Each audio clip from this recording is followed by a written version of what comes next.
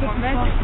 Donc on n'a même pas encore passé la douane, donc on était à la file d'attente qu'une agent de sécurité est venue, nous a retiré nos passeports.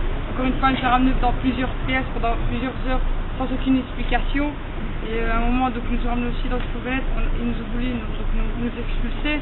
On était à deux à ce moment-là, une qui est rentrée dans l'avion. Moi j'ai demandé pourquoi est-ce que j'étais expulsée, quelles sont les raisons.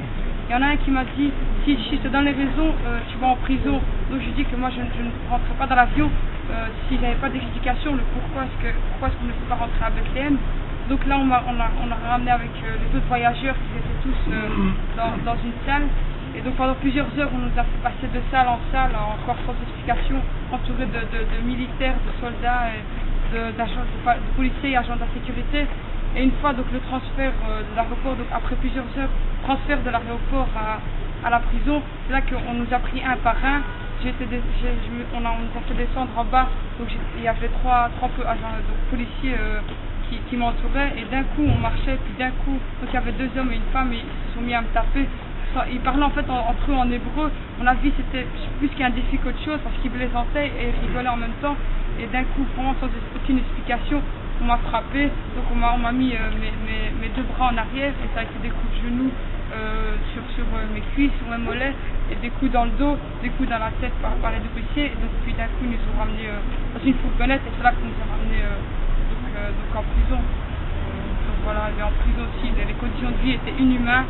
L'eau n'était pas potable, mais il y avait un bizarre goût, elle n'était pas fraîche.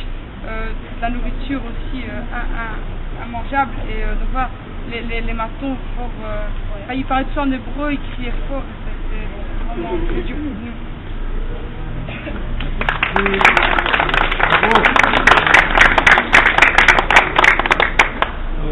Bonjour. En fait, je vais vous expliquer le passage maintenant, le séjour en prison. Donc je ne sais pas spécialement comment était celui des femmes, mais du côté des hommes, on s'est retrouvé avec des Anglais, avec des Français, avec un Hollandais et un Allemand. Comment ça s'est passé? On arrivait tard la nuit en prison, sans savoir ni pourquoi ni comment. On s'est retrouvé directement en cellule enfermée sur une petite cellule peut-être de 8 mètres. On était 10 personnes, en tout cas dans notre cellule, on était 10 personnes. C'était des cafards qui rampaient, c'était la chaleur en plus du soleil, et en plus du fait qu'on soit isolé, enfermé avec des fenêtres en métal. Le fait c'est que ce qui m'a un peu surpris, c'est qu'on est retrouvé par exemple dans le couloir où étaient les cellules, un tableau avec les lois. Donc on pouvait... Allô? Vous m'entendez? Oui. Donc on avait le tableau avec les lois qui était affiché au couloir où se trouvaient les cellules. Donc on pouvait nous-mêmes voir nos droits en tant que, on va dire entre guillemets, prisonniers, qui ne respectaient pas eux-mêmes en fait, en disant mais vous n'êtes pas en fin de compte des prisonniers. À un moment on demandait pourquoi on était en prison, ils disaient il y avait plus de place dans les centres de détention d'immigrés, parce que pour eux on était des sans-papiers alors qu'on est venu avec nos passeports, carte d'identité, tout ce qu'il fallait. À chaque fois c'était des menaces. En fait lors de nos séjours, ils avaient deux techniques. C'était ou soit nous menacer par la force, ou soit nous soudoyer. Un exemple, il y avait un Français chez nous qui avait sa sœur du côté des femmes.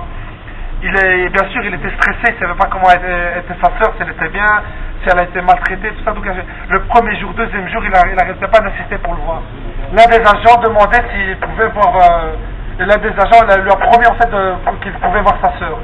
Bien sûr, il n'a pas respecté sa parole. D'où à un moment, il a été chez lui, il a dit je veux bien que tu sois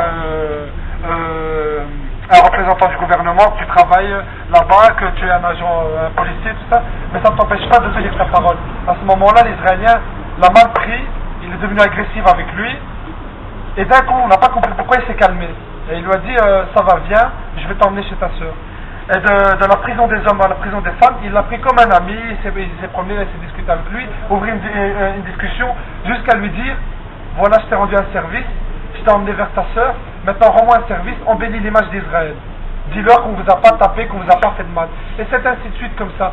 On a dû nous-mêmes en venir entre guillemets à des menaces en disant on fait la grève de la parole, on fait la grève de la faim. Vous savez, le jour où on a dit on fait la grève de la faim chez les hommes, je vous jure, la procédure s'est accélérée d'une force au point que vers minuit, 1h, 2h du matin, ils sont venus nous réveiller dans nos cellules, un par un, en tout cas chez les Belges, en disant voilà, venez, on va vous prendre à l'extérieur, on doit vous parler. Et en fait, c'est pour nous dire le lendemain, on était extradés vers la Belgique. Mais ils nous ont pas dit oui, est-ce que vous avez le choix, est-ce que vous voulez ou pas. Ils nous ont dit vous devez partir. Quand nous, on a dit on ne veut pas tant qu'on n'a pas le document qui donne la raison pour laquelle on a été interdit de séjour en Israël. Ils nous ont dit vous n'avez pas le choix. Si vous n'êtes pas content, de toute manière on a des dispositifs, la police va venir et on va vous prendre de force, quitte à utiliser la violence pour vous amener. Donc voilà.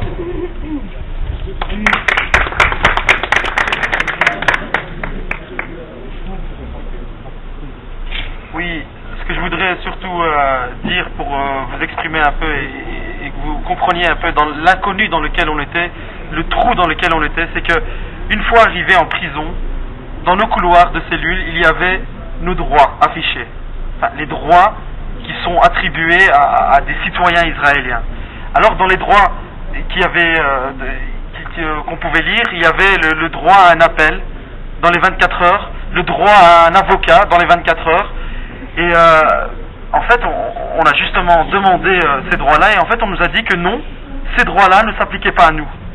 En fait, ce qui se passait, c'est que ce qu'Israël a fait d'extraordinaire, c'est qu'ils ont créé une sorte de vide juridique, parce que pour Israël, on n'a jamais atteint le territoire israélien. Ce qu'ils ont fait, la prison dans laquelle on était, ils ont décrété que cette prison, l'aile où on était zone internationale. Ce qui fait que nous étions dans une sorte de monde kafkaïen où on ne savait pas quel droit s'appliquait à nous, qu'est-ce qu'on pouvait prétendre, à quoi on pouvait prétendre comme droit. Et l'appel, par exemple, on n'a jamais eu cet appel. On n'a jamais eu cet appel. 24 heures pour un avocat, c'est faux. On l'a eu qu'après 48 heures. Et voilà, c'était vraiment pour nous un trou noir, un vide juridique. Et sans aucune explication, jamais une explication, jamais une raison pour laquelle on était là. Et moi j'essaie de me poser des questions, je me pose des questions, je me dis que quand on vous prend sans aucune explication, qu'on vous enchaîne, qu'on vous met dans un fourgon, qu'on vous met dans une prison, dans un espace confiné où on vous appelle, où on vous compte chaque jour, je me demande comment mettre un mot sur ce fait-là. C'est une prise d'otage. C'est une prise d'otage vu qu'on ne nous donne aucune raison pour notre présence dans cette prison-là. Et être compté comme des bêtes chaque jour, c'est vraiment un traitement humiliant et quelque chose que j'en suis sûr, vous avez pu le voir avec Samira maintenant, ça ne peut pas, on peut pas oublier ce genre de traitement. Et quand on sait qu'Israël a l'audace de se dire seule démocratie du monde, du Moyen-Orient, désolé, seule démocratie du Moyen-Orient, on se demande mais quels sont ces traitements-là, quelles sont ces manières-là. Je suis sûr que beaucoup de dictatures salueront ces manières-là. Quand on prend des gens, qu'on leur met en prison, sans aucune explication, c'est pour moi une prise d'otage, c'est pour moi un kidnapping. Sur quoi je voudrais revenir aussi, c'est notre dernier jour, notre transfert à l'aéroport. Il faut savoir qu'il y a eu beaucoup de mise en scène, énormément de mise en scène sur notre transfert. À savoir que les autorités savaient très bien que nous étions des personnes pacifiques, que nous étions des personnes qui allaient ne opposer aucune violence. Parce qu'en prison, il y avait un garde, en tout cas de notre côté, un garde pour 35 hommes. Un garde. Donc ils savaient très bien qu'on n'avait aucune violence. Mais une fois qu'on nous a pris dans les fourgons, une fois qu'on nous a envoyés à Ben Gourion, à 2 km de l'aéroport, parce qu'on était juste 2 voitures, 2 fourgons, les filles et les garçons, mais à 2 km de l'aéroport, 6 convois de police avec tout ce que vous voulez, les sirènes, tout ce que vous voulez, nous emmener à Ben Gourion pour montrer un peu aux médias qui seraient peut-être présents à ce moment-là que nous étions des gens très dangereux, des hooligans comme ils nous appelaient.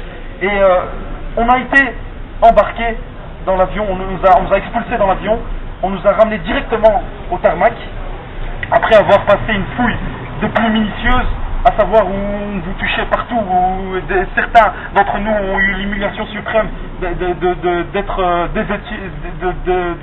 obligés de se dévêtir. On nous a ramenés sur le tarmac, et c'est qu'à la porte de l'avion qu'on a pu récupérer nos affaires comme notre téléphone, parce que moi personnellement j'ai pas eu d'appel pendant les 3 jours et j'ai pas pu contacter ma mère. Heureusement que ici il y avait un travail extraordinaire qui a été fait ou qui pouvait mettre au courant nos familles, mais on nous a jamais donné ce droit à cet appel et on nous a tout le temps traités comme des terroristes, alors que ça n'a jamais été le cas et ils le savaient très bien. C'est ça qui est encore plus dommage.